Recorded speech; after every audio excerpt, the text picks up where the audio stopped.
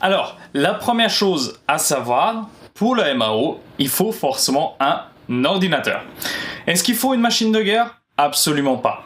Vous pouvez prendre un ordinateur tout à fait basique. Ce qui peut servir dans la MAO, c'est surtout de la RAM. D'ailleurs, dans les studios, vous voyez souvent des machines anciennes. Bon, ça a d'autres raisons que purement informatique. C'est parce qu'il y a des racks, etc. On va pas rentrer là-dedans. Mais voilà, sachez que vous n'avez pas besoin d'un ordinateur de pointe, une machine de guerre, etc. On est bien différent que du domaine visuel. Si par exemple, vous allez me dire, je veux faire de l'After Effects, là, effectivement, il faut une machine un peu plus costaud. Pour de l'audio, c'est surtout de la RAM qu'il nous faut. Alors qu'est-ce qui est raisonnable? Entre 8 et 12 Go de RAM, ça sera très bien pour le début.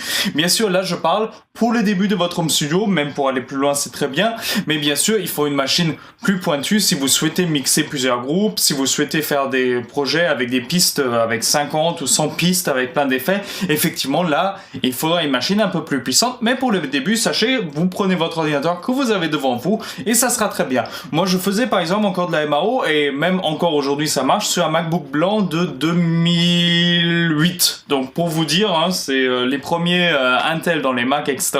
Voilà, c'est vraiment pas une machine de guerre et pourtant ça fonctionne. Bon, pas aussi bien que sur mon PC actuellement, mais voilà. Alors, prochaine question, je viens de l'évoquer, PC, Mac. Peu importe. Honnêtement, vous n'avez pas besoin d'un Mac pour faire de la MAO. Là où ça va se différencier, voilà, j'ai du mal à trouver mes mots, ça va être selon le logiciel que vous souhaitez, mais ça, on verra dans le prochain chapitre. Pour le moment, voilà, sachez que PC ou Mac, peu importe, vous pouvez faire de la MAO et de la bonne MAO sur les deux. La preuve, il y a des professionnels qui travaillent sur l'un ou sur l'autre sans grande difficulté. Prochaine question qu'on pourrait se poser, qu'est-ce qui est mieux? Est-ce qu'un portable ou un bureau, une station de travail fixe, c'est mieux? Ça dépend entièrement de vous. Vous bougez pas mal ou vous avez envie de pas mal bouger avec votre matos, prenez un portable, c'est très bien. Vous avez envie d'installer un petit home studio chez vous sans que ça soit trop pour le but de bouger?